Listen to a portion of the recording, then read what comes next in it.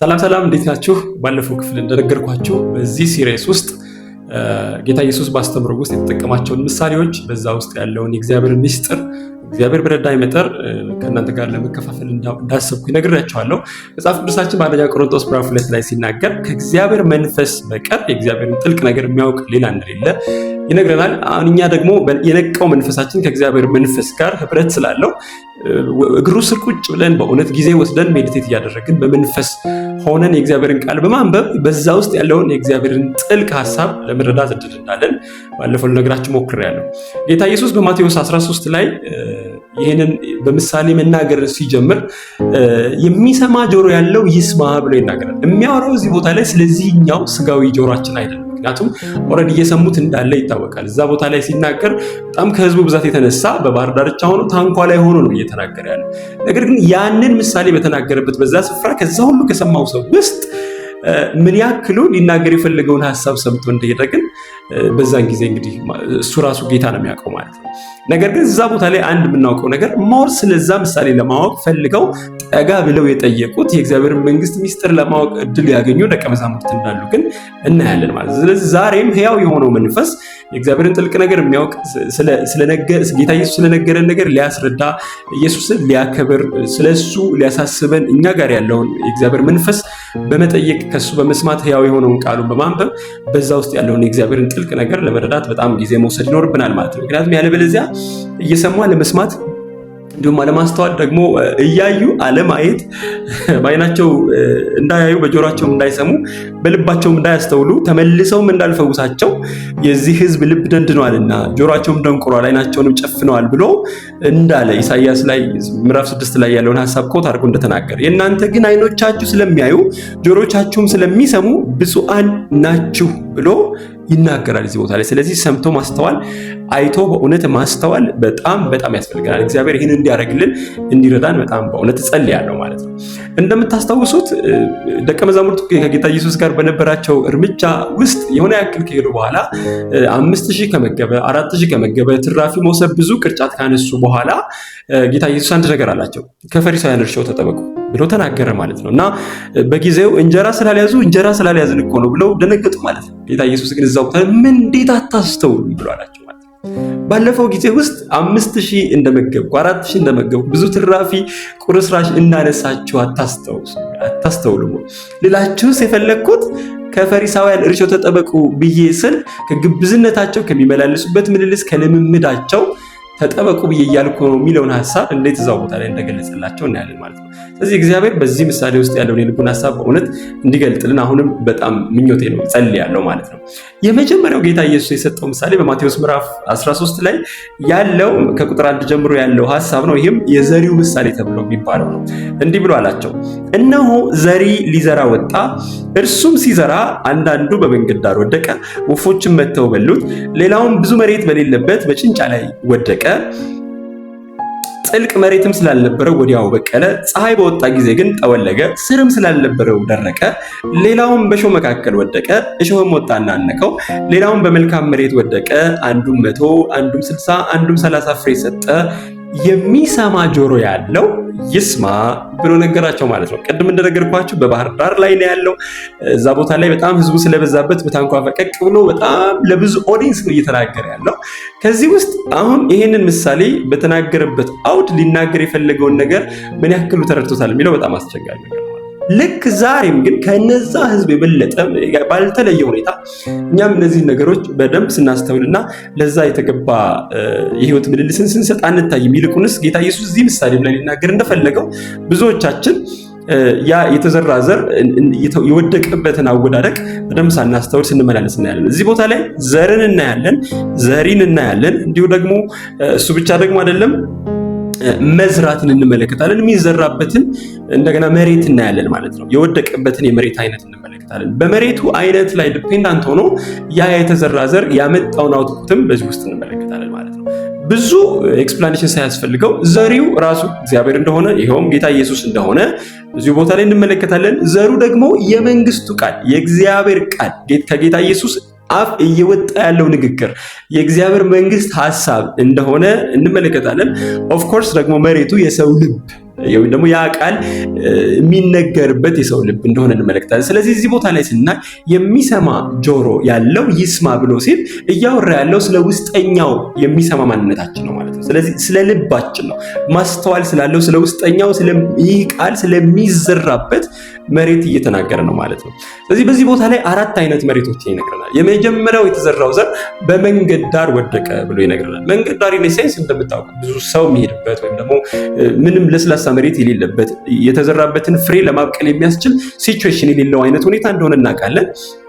እንደዚህ አይነት መሬት ላይ የወደቀው ምንም የመብቀል ኦፖርቹኒቲ ከነጭራሹ የሌለው እንደሆነ እንመለከታለን ማለት ነው። ጌታ ኢየሱስም እዚህ ቦታ ላይ ለደቀ መዛሙርቱ ኢንተርፕሬት ያደርግላቸው በእንዲህ አይነት ስፍራ ላይ የወደቀውን ወፎች ለቀሙት ነው ብሎ የሚለው ወፎች ለቀሙት የሚለውን ሲነግራቸው ወይም ደግሞ ኢንተርፕሬት ሲያደርግላቸው ክፉ የተዘራውን መጥቶ ለቀመ ነው የሚለው።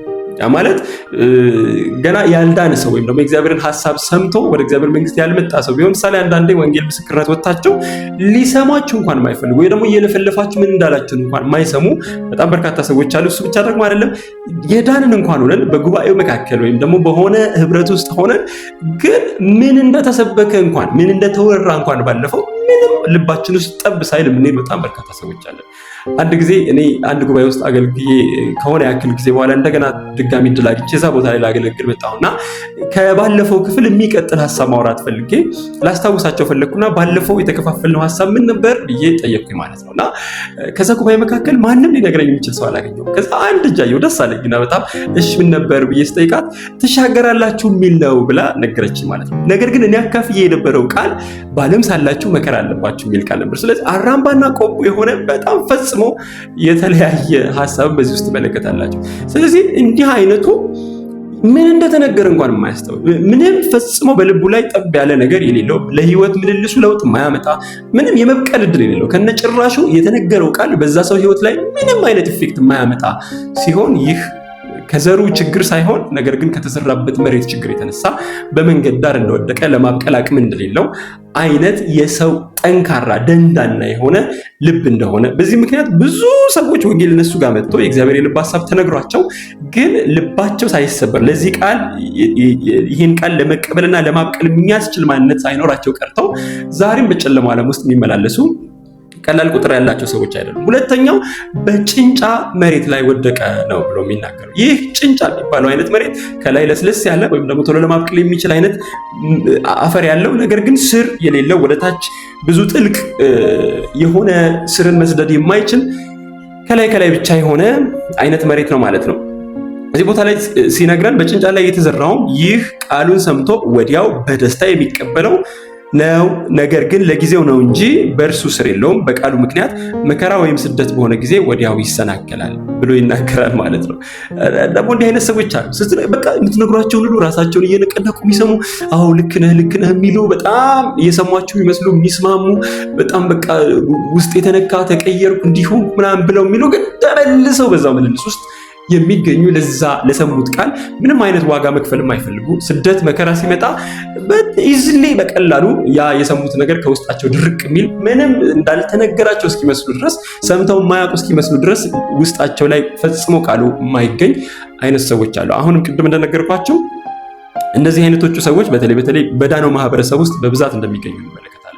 ወደ እግዚአብሔር መንግስት ሰው ፈልሶ ሲገባ በጣም ብዙ ፐርሰኪዩሽን፣ ብዙ ስደት፣ ብዙ መከራ ልክ ጌታ ኢየሱስ በምድር ላይ ይዞት ስለመጣው ሐሳብ ብዙ ፐርሰኪዩሽን እንዳሳለፈ በዛው ኮቴ ውስጥ እንድንመላለስ እግዚአብሔር እንደጠራን ወደ እግዚአብሔር መንግስት ስንፈልስ ከቤተሰቦቻችን በጣም ከሚወዱን ሰዎች ጀምሮ ብዙ መገፋትን፣ ብዙ መከራን፣ ብዙ ስደትን እንደምናስተናግድ እግዚአብሔር ቃል ይናገራል። ይህንን ማስተናገድን የማይፈልግ ማንነት ያለው ቃሉን የሰማ ወዲያው ቶሎ የተቀበለው ነገር ግን በዛ ቃል መሰረት ምንም አይነት ዋጋ ለመክፈል ፈቃደኛ ያልሆነ ሰው ይህ ቃሉን ሰምቶ ነገር ግን በጭንጫ መሬት ላይ እንደወደቀው አይነት ዘር ወይም ደግሞ እንዲህ አይነት ስስ ልብ ያላቸው አይነት ሰዎችን ለመግለጽ እንደሆነ ይናገራል። እንግዲህ የትኛው አይነት ልብ እንዳለን ራሳችንን እያየን እንድንሰማው ፈልጋለሁ ማለት ነው። ሶስተኛው በእሾህ መካከል ወደቀ። ይህም የተዘራው ይህ ቃሉን የሚሰማ ነው። የዚህም ዓለም ሐሳብና የባለጠግነት መታለል ቃሉን ያን ቃል እሱ ብቻ ደግሞ አይደለም የማያፈራም ይሆናል። በተመሳሳይ መልኩ ልክ በጭንጫ መሬት እንደተዘራው እነዚህ ደግሞ ቃሉን ሰምተው ልክ በጭንጫው መሬት እንደተዘራው በቅሏል። ነገር ግን ሰማት የተሻለ መሬት እንደሆነ መሬቱ እናያለን። the only problem is ያ መሬት ያለበት አካባቢ እሾህ ያለበት ወይም ደግሞ ከበቀለ በኋላ እንደሚገባው እንዳያድግና የሚገባውን እድገት አምጥቶ ደግሞ ፍሬ እንዳያፈራ የሚያደርግ ኢንቫይሮንመንት ውስጥ ያለ መሬት እንደሆነ እንመለከታለን። እንደዚህ አይነቱ ልብ ልክ እንደ ዴማስ በዚህ ዓለም ሐሳብ ባለጠግነት የተያዘ በዛ ምክንያት እግዚአብሔር የሚፈልገውን ፍሬ በዛ ሰው ህይወት ውስጥ እንዳያገኝ ያ ሰው ሊገኝ በሚገባው የህይወት ምልልስ የእምነት ምልልስ እንዳይመላለስ የሚከለክል ማንነት ያላቸው ሰዎችን እንደሆነ ያሳያል። መቼም በዚህ ዘመን በዚህ ዓለም አሁን ባለንበት በእኛ ሲዝን ይህ አብዛኛው ሰው ያለው ልብ እንደሆነ እንመለከታለን። የእግዚአብሔር ቃል በልዩ ልዩ መንገድ ይሰበካል። ዳንኤል በመጽሐፉ በትንቢቱ ላይ ምዕራፍ 12 ቁጥር 4 ላይ እንደሚናገረው ዕውቀት እጅግ የበዛበት ዘመን ነው። ስለ እግዚአብሔር ለማወቅ ሰዎች ኢዝሊ እጃቸው ላይ ባለው ስልክ ኮምፒውተር የተለያዩ ኮሜንታሪዎችን የተለያዩ ማጣቀሻዎችን እያዩ እግዚአብሔር ማወቅ የሚችሉበት ጊዜ ነው። እንደምናየው ስንፈልግም ሳንፈልግም በተለያየ መንገድ ልክ አሁን በዚህ በቲክቶክ በዩቲዩብ በተለያየ አቅጣጫ እንኳን ወደ እናንተ እንደምደርሰው ቃሉ በተደጋጋሚ ወደኛ ይደርሳል ማለት ነው። ነገር ግን ያለንበት ዓለም ከስደት ከመከራው እንኳን አልፈን ቢሆን ነገር ግን ይህ ስጋችን የአሮጌ ማንነታችንን አሸንፈን አዲሱን ሰው ለመልበስ የዚህ ዓለም ሐሳብና ባለጠግነት አንቆ ያ ቃል የሚገባውን እድገት እንዳያድግ የልጁ መልክ በእኛ ሁኔታ እንዳይገለጥ ፍሬን እንዳናፈራ በጣም በእጅጉ ሲከለክለን ይታያል ማለት ነው። እንዲህ አይነት ልብ ያላቸው ሰዎች በእንዲህ አይነት የህይወት ምልልስ ውስጥ ያሉ ሰዎች በእሾህ መካከል እንደተዘራው አይነት ዘር የተዘራባቸው መሬቶች ናቸው ማለት። ስለዚህ በህይወታቸው ላይ ብዙ ለውጥ ሲታይባቸው አይታዩ ወይም ደግሞ በዚህ ቃል አማካኝነት የሚገባውን እግዚአብሔር ደስ የሚያሰኘውን የህይወት ምልልስ ከመመላለስ ይልቅ ለዚህ ዓለም ሐሳብ ለባለጠግነት ስፍራ የሚሰጡ ምቾትን ኮምፎርትን የሚመርጡ ሆነው ፍሬ የሌላቸው ቃሉ በእነሱ ውስጥ የታነቀ ጀስት ሰምተው ብቻ የማያደርጉት ሆነው ይታያሉ ማለት ነው። አራተኛውና በጣም ደስ የሚያሰኘው በመልካም መሬት ላይ የወደቀው ነው። መጽሐፍ ቅዱሳችን በማቴዎስ 5 ላይ ሲናገር በተራራው ስብከት ላይ የመጀመሪያውን ሐሳብ ሲናገር ጌታ ኢየሱስ እንዲህ ብሎ ይናገራል። በመንፈስ ድሃ የሆኑ ብፁዓን ናቸው መንግስተ ሰማያት የነሱ ናትና ብሎ ይናገራል። ይህ ሁለት ሐሳብ እንዳለው ይነገራል። አንደኛው ገና ኢንትሮዲዩስ ተደርጎላቸው የእግዚአብሔር ቃል ሰምተው የሚቀበሉ አምነው ወደ እግዚአብሔር መንግስት የሚቀላቀሉ ነው። ሁለተኛው ደግሞ የእግዚአብሔርን ነገር አውቄ ፓፍድ አፕ ሆኛለሁ ወይ ሞልቻለሁ ብለው ማይሉ ሞር ለማወቅ ኢንትረስትድ የሆኑ በጣም በመንፈስ ድህነት ውስጥ የሚገኙ የእግዚአብሔርን ነገር ኢገርሊ የሚሹ ሰዎች እንዲህ አይነት ሰዎች ብፁዓን ናቸው ብሎ ይናገራል። መልካም መሬት ቃሉ ተዘርቶበት የሚገባውን አበቃቀል ጤነኛ የሆነ አበቃቀል የሚበቅል ደግሞ እሱ ብቻ አይደለም ከግንዱ ጋር ተጣብቆ ፍሬ እንዳፈራ ወይ የሚገባውን ፍሬ የሚያፈሩ አይነት ልቦች የሰው ልቦች እንደሆኑ ይናገራል ማለት ነው። እሱ ብቻ አይደለም ስቲል መልካም መሬት ሆኖ እንኳን ያ መሬት የሚያፈራው የፍሬ ሁኔታ የተለያየ ይሆናል ማለት ነው። ዴዲኬሽናችን ኮሚትመንታችን ራሳችንን ለእግዚአብሔር ያስገዛንበት ልክ የሚያመጣው ልዩነት እንደሆነ እናያለን። ዘሩ ምንም ችግር የለበትም። ተመሳሳይ ዘር እነዚህ አራቱም የተለያዩ መሬቶች ላይ ተዘርቷል።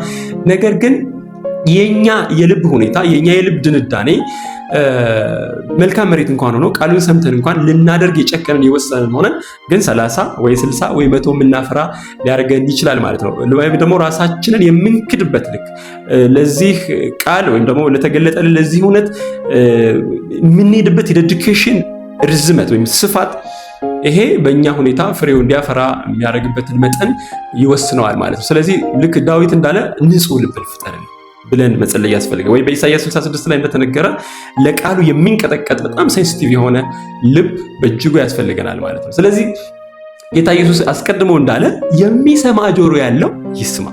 ራሳችንን ከነዚህ ከአራቱ መሬቶች ውስጥ የትኛው እንደሆነ እንለይ።